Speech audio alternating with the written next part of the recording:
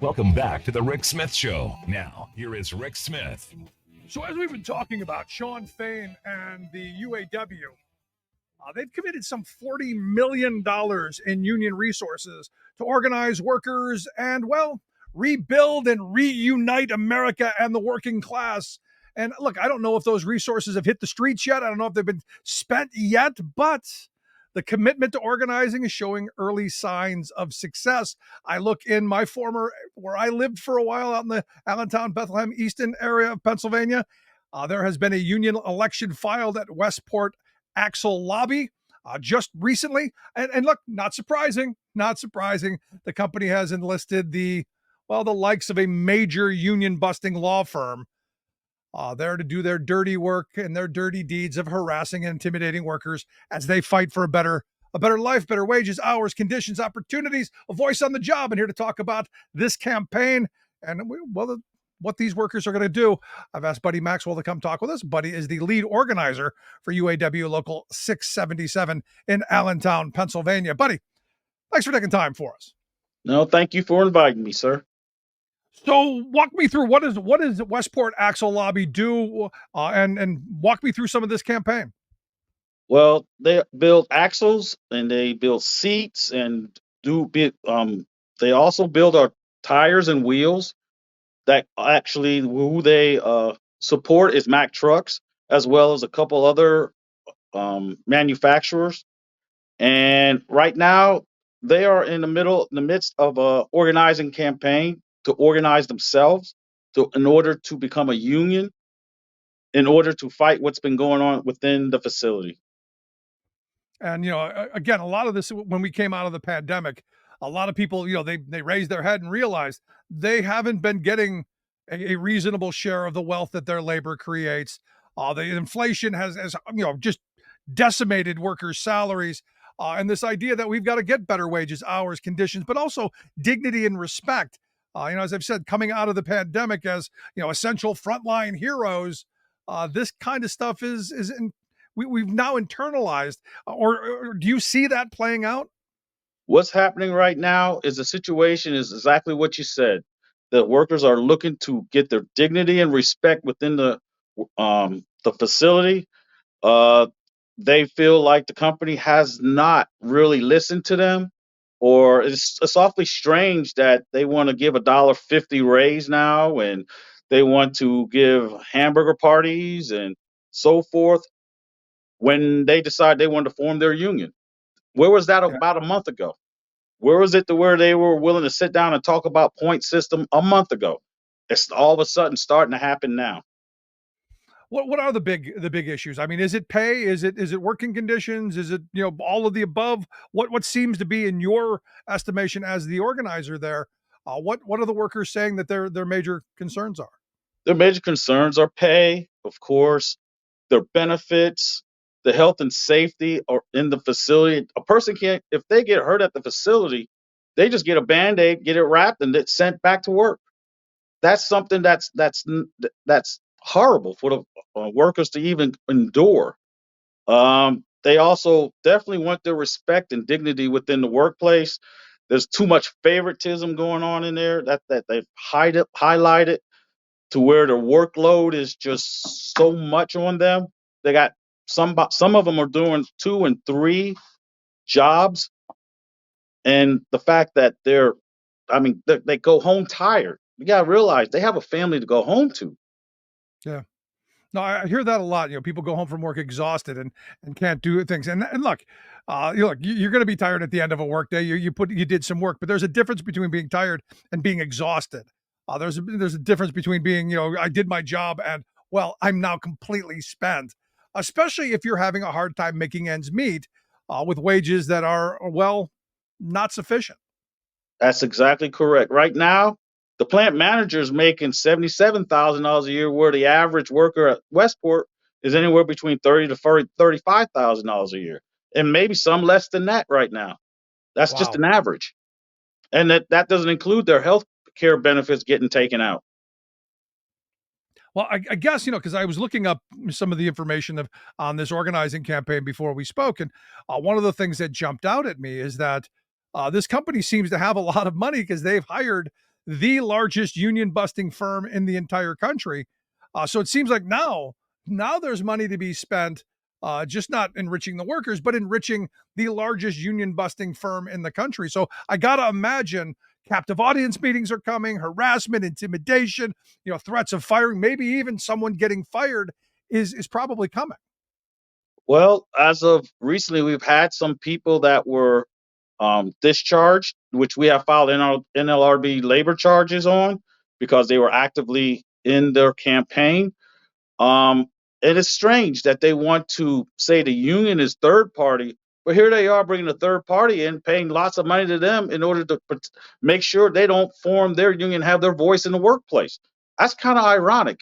And they want to keep saying that the union coming in is third party when they don't realize the union are the workers. The union Yeah. is who is within the facility.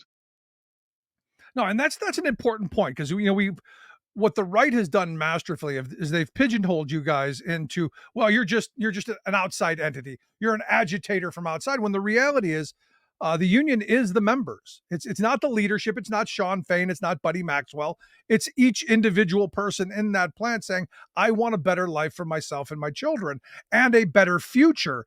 And I think that's a message that we've got to be harping on from now until the end of time, because that's the reality of what being a union member is. Yes, unions is the community. It is not the manager. It is not corporate. Right now, our communities is the union. The people that work inside that facility is part of the committee. I mean, part of the community. I'm sorry, part of the community. And part of the community is the face of Mack truck workers, uh, uh, any worker that is trying to make a standard living. It's Westport Axle. It's anybody trying to use their hands. These hands, they're trying to use them in order to make a living. And right now, corporate greed is the substance of why we are fighting. And we've been seeing a lot of union activity the last couple of years, and that's I gotta believe it's coming out of the pandemic. It has a lot to do with the inflation, but it also has a lot to do with workers have finally waken up to the reality that they've been disposable for too long, and that it's time to fight for dignity.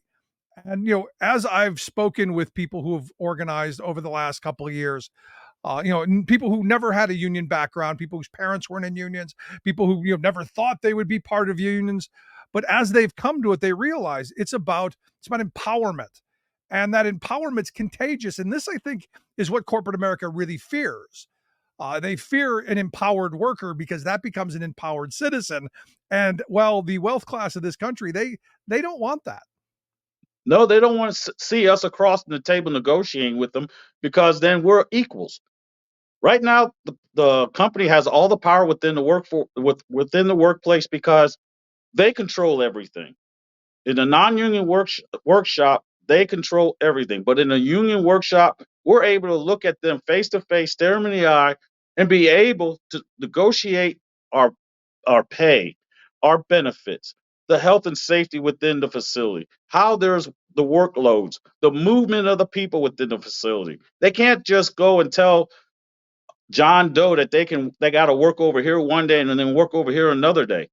In a union facility, that's able to be controlled a lot better, and that's what they don't want. None of the control to be a part of the facility. Yeah, They it's don't it's want all us to about have it. it's all about dictatorial control. And as I've said, look, I've been a Teamster for over 30 years, 35 years. And as a driver, I've never taken an unsafe vehicle on the road because I've had the union backing to say, no, I'm not taking that truck with no brakes. No, I'm not going to take that vehicle that has, a leaking airline. I'm not going to do these things that are not safe. And not just because I want to protect myself or other motorists. I want to protect the company as well. So this having an empowered worker is not just good for the workers, it's good for the company as well. And this is where I struggle seeing places like Westport Axle Lobby, who is now sharing a law firm with Amazon, one of the biggest union busting companies in the country. This doesn't send the right message to me, buddy. No, it's not sending the right message to the community as well.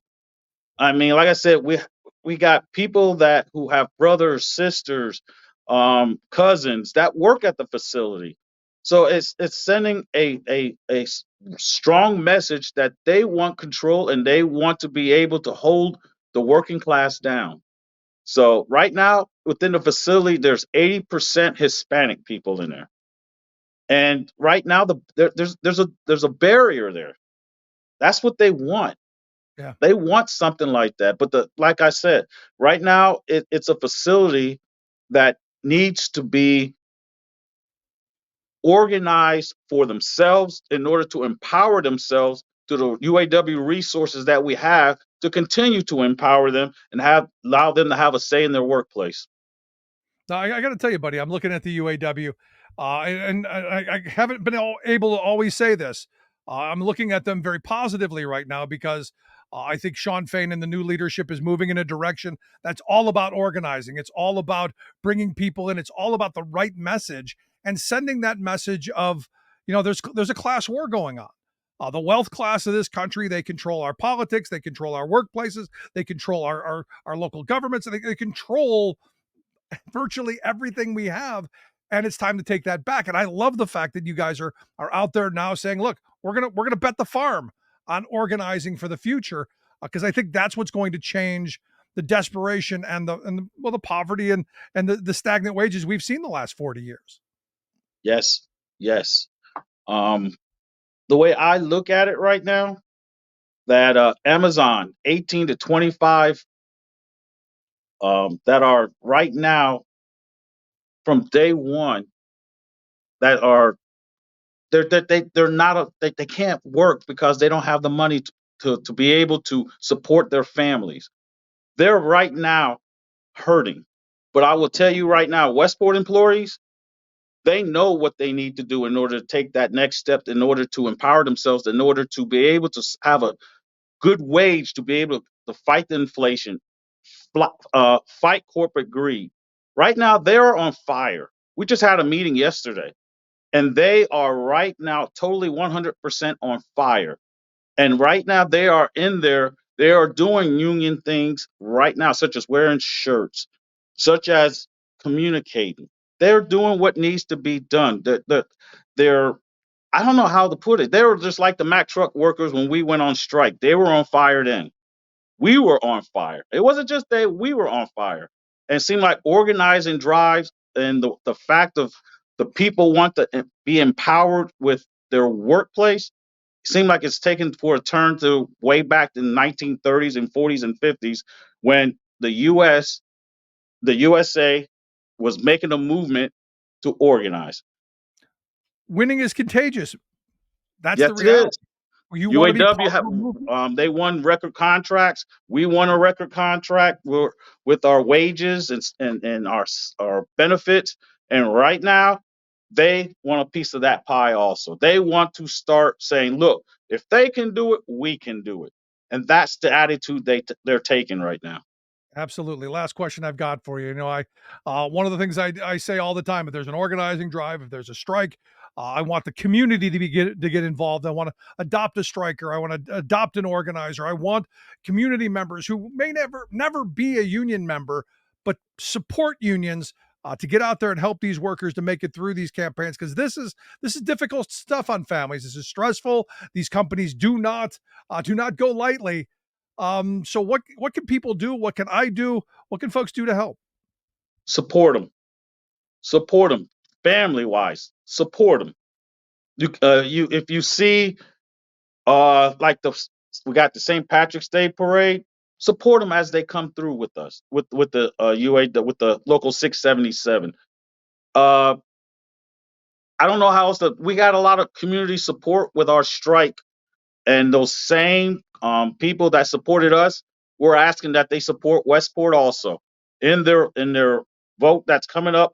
Hopefully within the middle of the month.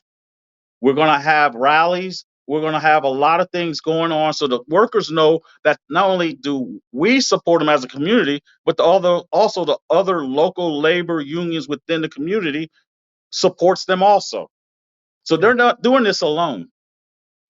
That is for sure. They're not doing this alone. So definitely, we're hoping that in the middle of the month when they have their vote, that they win their union and they can already they're already empowered, but where they already can share the power within that facility.